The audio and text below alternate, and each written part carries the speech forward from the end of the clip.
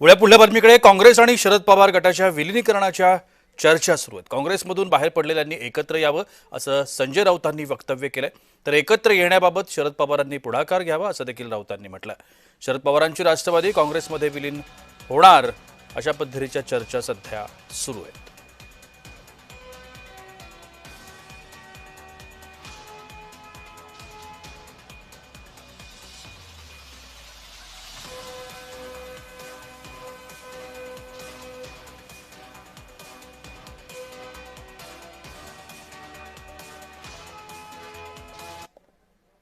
काँग्रेस पक्ष अधिक मजबूतीने समोर आला पाहिजे।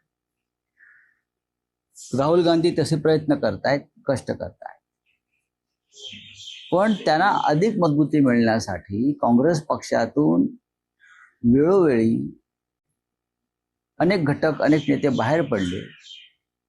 त्यांनी पुन्हा एकत्र येऊन मूळ काँग्रेस मजबूत करावी ही भूमिका मी मांडली। आता या संदर्भात कोणत्या घटकाला काय करायचं हा त्यांचा प्रश्न आहे, पण मला असं दिसतं की त्या संदर्भात राष्ट्रीय स्तरावर आता एक डिबेट सुरू झालाय, चर्चा सुरू झाली आणि काही हालचाली सुरू झाल्या।